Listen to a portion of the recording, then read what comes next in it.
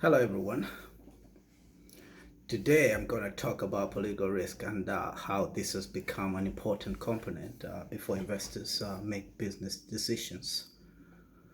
Um, Basically, through my work with a wide range of clients, I've had first-hand experience and understanding of the concerns investors have before making a decision to invest in any particular country. This is why I decided to jump into this arena and join Seven Oaks Road, a political and security risk management firm which provide advice to investors, businesses, and organizations. This advice includes also providing our clients with solutions that enable them to mitigate the risks associated with their investment interests, as well as providing continuous reevaluation of the operation environment. With this background, we are also in a position to provide advice to governments on how they can bring about policies that may help their countries become attractive destinations for investors. Um, the primary objective for having this discussion is firstly to advance the entire discipline of political risk, uh, while at the same time with the secondary aim of elevating the capabilities of clients that may help them protect their investment interests, uh, businesses as well as projects. Um, what is political risk? Before I can define political risk, I need to define risk itself. According to the International Standards Organization, risk is defined as the effect of an uncertainty on objectives. Um, and when it comes to political risk itself, there's no single definition. Uh, but for the sake of this discussion, I'll define political risk as the risk that investors, businesses, and organizations may face when there is a change in political outcomes in any particular country. As such, if there is a change in the political landscape of any country, that may negatively affect the goals and interests of any business, that is considered to be a political risk.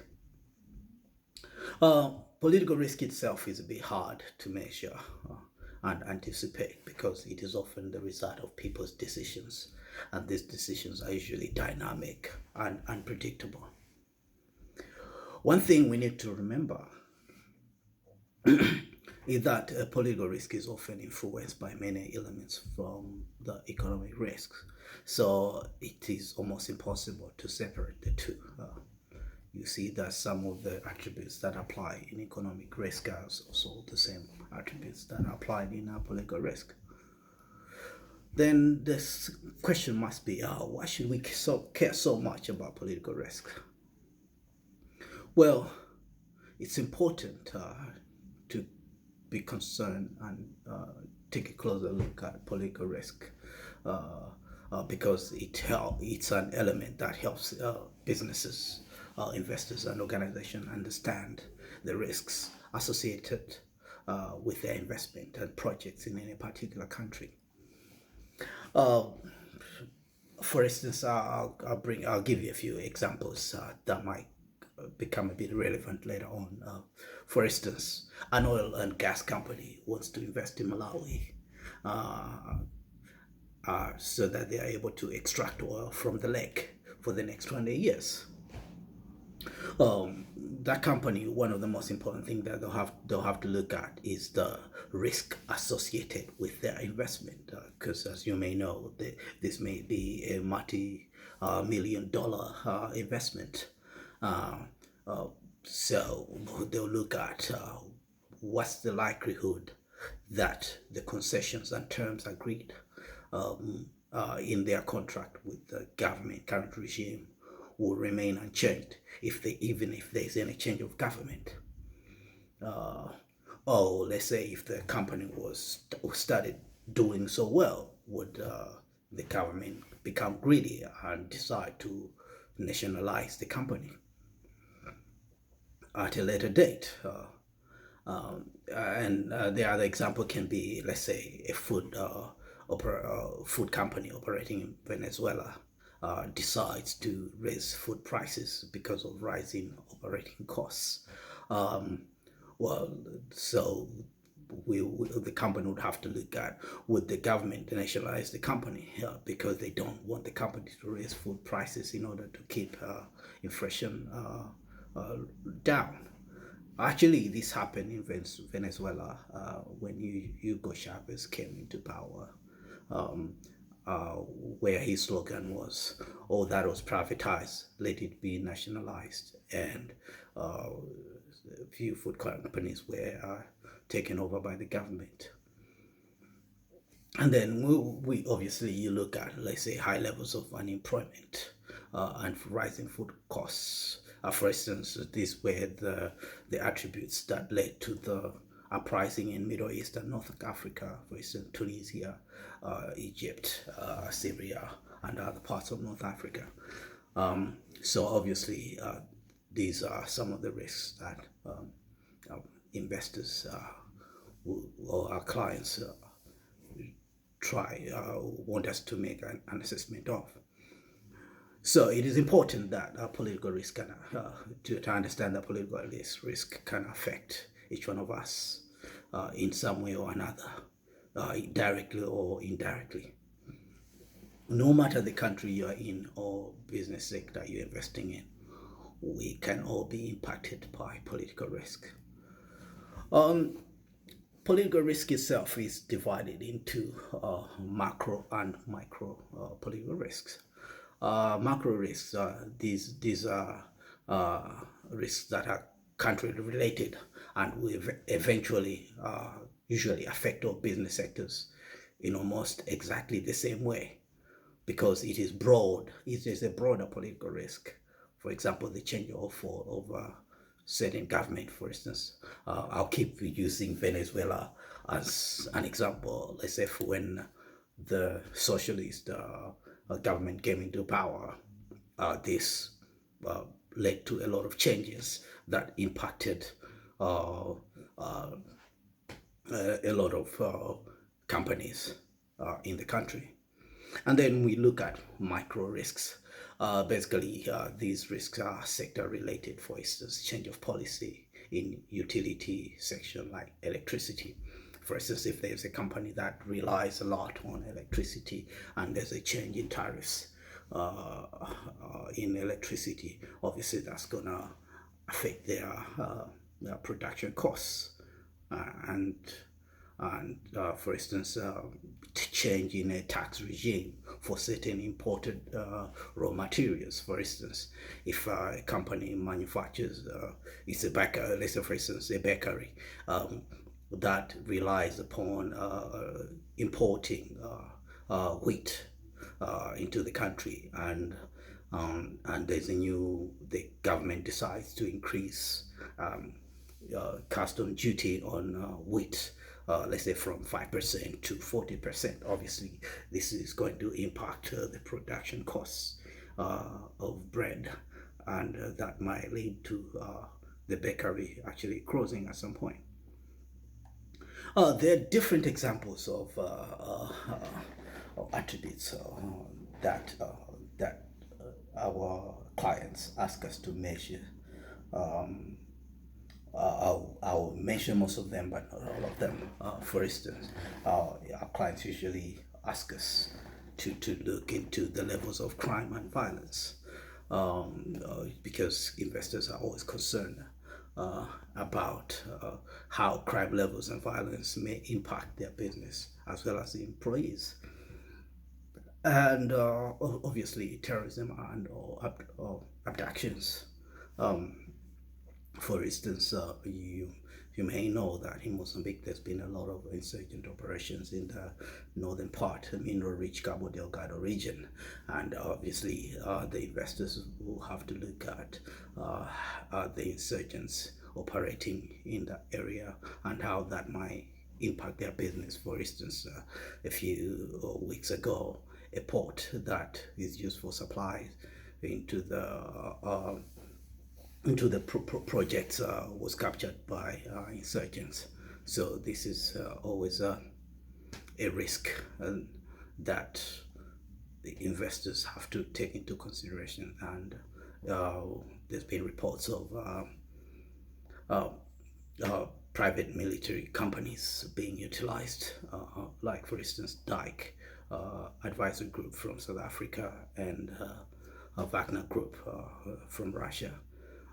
So this is always obviously the companies had to make that assessment, and they felt there was a need for them to operate in that area. They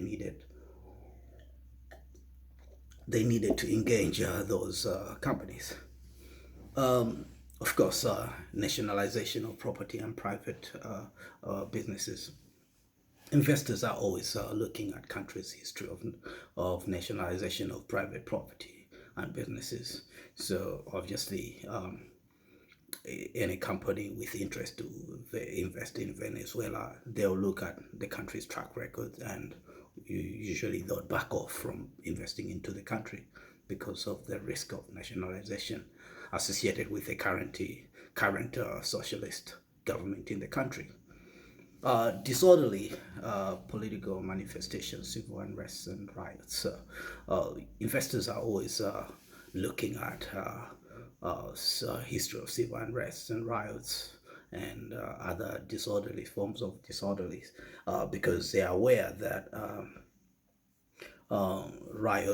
increased riots may lead to looting and disruptions of their supply chain, and this may negatively impact their business. Let's say the risk of armed conflict. Let's say for instance, this armed conflict may be within the country or in a neighboring country, as the case for Malawi. Insurgency in Mozambique may always be perceived as a risk for Malawi itself. And obviously, the investors will look further as to how this is impacting Malawi.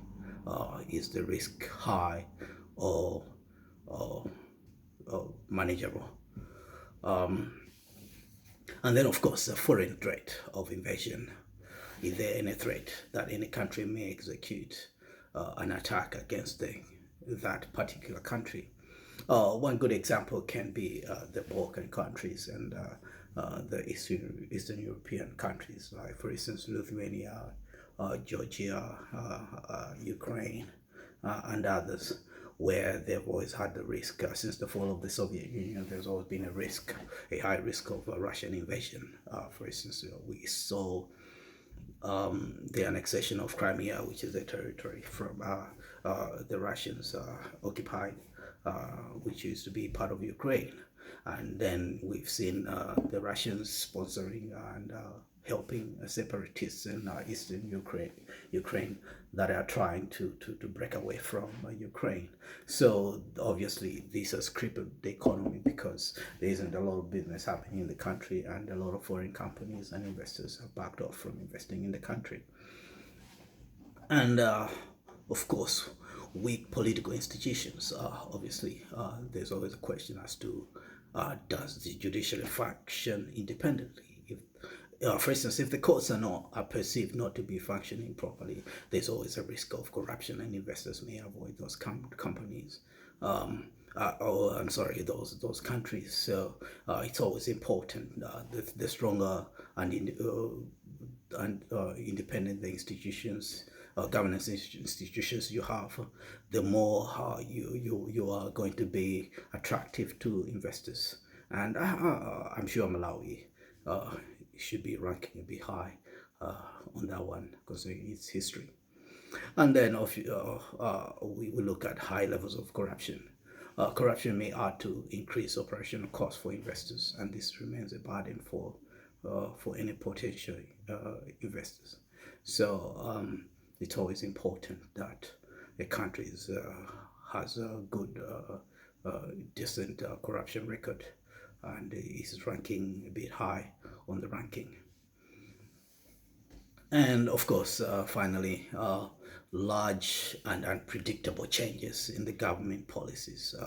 I gave an example earlier about Venezuela after the fall of the capitalist government and the establishment of the socialist government by Hugo Chavez. We found that a lot of companies were nationalized, and the government had took over a lot of private companies, and this history can always be a bit unattractive, make it the country more attractive to investors. And of course, if you looked at the United States of America in the past, the Chinese government and other foreign governments used to invest a lot in the treasury bonds and bills yields from the U.S. Treasury. And now a lot of, like for instance, the Chinese have been selling their bonds because of the unpredictability of the current administration, the Trump administration. For instance, we saw recently where the Trump administration has been forcing the Chinese-owned TikTok to sell part of its U.S. business to a U.S. company. All these become problematic when it comes to making the country attractive to investors. So how do we measure political risk? Basically, there's no single solution as to how to measure political risk, but for the sake of this presentation, I'll focus on the 4 questions. Firstly, what type of indicators are you trying to measure? And how do you measure and quantify those indicators? Here you're trying to quantify qualitative assessments, which are always the case with political analysis. And what number or scale are you going to use to quantify the assessment? And finally, what does each indicator measure? Are you trying to measure corruption? Are you trying to measure volatility of the policies? Are you trying to measure the strength of the judicial system? And so on and so forth. Basically, in our field, we always rely on other private institutions that capture and measure the levels of different indices in countries and different sectors. For instance, one important organization that we utilize when it comes to corruption is Transparency International, which is an institution that measures levels of corruption in different countries and sectors. For instance, Malawi hasn't been ranking favorably, where Malawi has always been in the, let's say, for instance, in the top 5 or top 10 when it comes to the Global Peace Index. You'll find that on Transparency International, Malawi has been ranking maybe in the bottom half in Africa when it comes to corruption. So that always becomes a bit problematic to investors. And another organization we utilize is Doing Business. This is part of the World Bank, and it measures and ranks how difficult it is to conduct business in any particular country. And basically, we have to look at the policies that are being put in place. Are they favorable for investment? And of course, you have to take into account corruption, and we can look at the other factors like terrorism and other crimes and violence indices. And then we have the Economist Intelligence Unit. It is part of the Economist publication, and it has its own risk ratings that focuses on both political and security risks. The most important thing we need to remember is that although each and every methodology is different, they are all designed to offer a cross-country comparison to better understand the levels of political risks associated with any country. So for investors, they use these indices and ratings so that they can compare, let's say, for instance, Malawi and Zambia, or United Kingdom and the US, and so they can make their decision where they should be going to Malawi or Zambia, or they should be investing in the US or the United Kingdom. And the most important question is, how do we interpret political risk? There is no single answer to this question, uh, but for this, but for the sake of this presentation, we're going to be looking at political risk in categories, in two categories. For instance, one, policy making, and two, protection of property rights. So when it comes to policy making, it is important because to any business or investor, there's a lot of uncertainty around their future.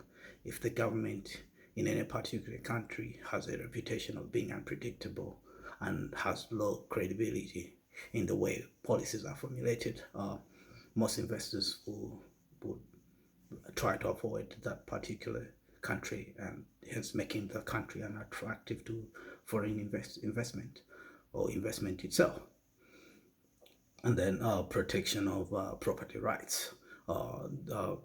Clients or investors are always keen to see how if their investment is threatened, that at any time maybe the government may try to take away their business or investment and nationalize, as I gave earlier examples of Venezuela. So it is important that each and every government make it easy to address and reduce all the risks associated with any investment and implement reforms that prevent an attractive environment for investors. It's also important for governments to understand that lack of investment may lead to high levels of unemployment and public service delivery. So it's always important that obviously if your country has to develop and provide decent public services to its citizens, obviously they have to make sure that they bring in policies that make their country more attractive to investors, because lack of investment might lead to other problems that might end up impacting further to more lack of investment. So it's that's why I found it important that I should bring this segment, and I'll be bringing more of this and discuss more of what we do at 7 Oaks Road, and I hope you continue supporting us, and I think there's a lot that we can offer to our country. Thank you for listening, and hope to see you soon. Bye.